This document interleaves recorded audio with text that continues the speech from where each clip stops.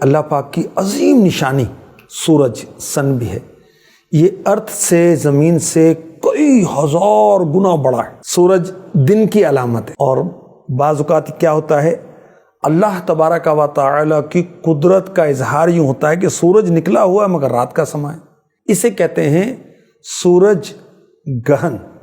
اور سائنسی نقطہ نظر سے سورج گرہن اس وقت لگتا ہے جب سورج اور زمین کے درمیان چاند حائل ہو جاتا ہے، پھر سورج کی روشنی بعض اوقات کمپلیٹلی یعنی مکمل طور پر اور بعض اوقات جزوی طور پر ماند پڑ جاتی۔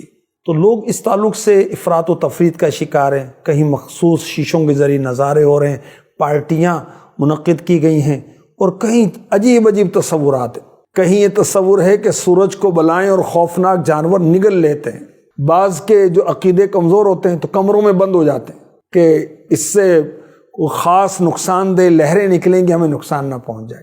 اور بعض جو ہیں وہ علم نجوم کے ماہرین یہ پیشن گوئیاں دیتے ہیں کہ سورج کو گرہن لگ رہا ہے تو اب چوری، اغوا، قتل و غارت گری، خودکشیاں، تشدد کے واقعات ہوں گے، طرح طرح کے وہمات اس میں ہیں۔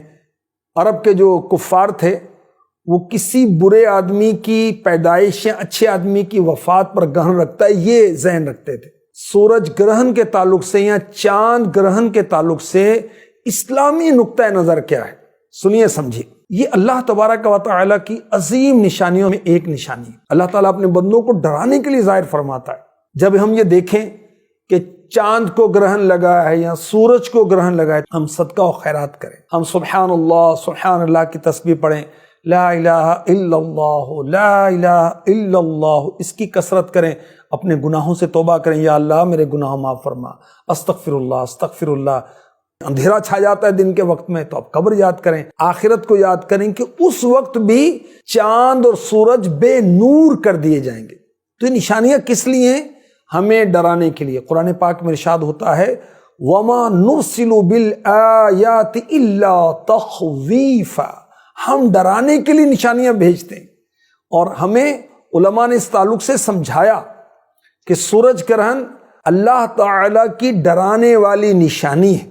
سورج روشنی اللہ کی نعمت ہے، اور اس نعمت کی ضد کیا ہے؟ اندھیرا، ڈارکنیس۔ تو یہ ڈرانے کے لیے، اور انسان طبعی طور پر ایسے کاموں سے ڈرتا ہے، تو اللہ تعالیٰ ڈراتا ہے تاکہ انسان گناہوں کو چھوڑے اور اللہ پاک کی فرما برداری کرے تاکہ وہ کامیاب ہوں۔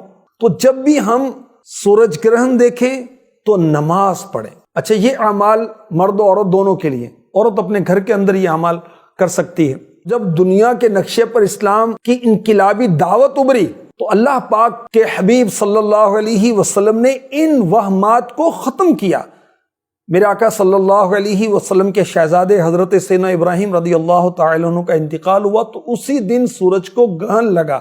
بعض لوگوں نے خیال کیا کہ حضرت ابراہیم رضی اللہ تعالی عنہ کے غم میں ایسا ہوا ہے، تو میرے آقا علیہ الصلوۃ والسلام نے لوگوں کو سورج گرہن کے نماز پڑھنے کے بعد خطبہ دیا، فرمایا سورج اور چاند اللہ پاک کی نشانیوں میں سے دو نشانیاں، انہیں گرہن کسی کی موت اور زندگی کی وجہ سے نہیں لگتا، بس جب تم اسے دیکھو تو اللہ پاک کو پکارو، نماز پڑھو۔ اب وہ جو نظارے لے رہے ہوتے ہیں تو ان کو اس سے بچنا چاہیے کہ ایسے موقع پر ڈاکٹرز نے یہ کہا کہ سورج کو براہ راست دیکھنے سے آنکھوں کی بینائی بھی جا سکتی ہے، تو ایسے موقع پر ہم انجوائے نہ کریں بلکہ اپنے گناہوں کو یاد کر کے روئیں، گڑ گڑائیں، معافی مانگیں، اور قیامت کے دن کو یاد کریں جب سورج اور چاند بے نور ہو جائیں گے، ستارے توڑ دیے جائیں گے، پہاڑ لپیٹ دیے جائیں گے۔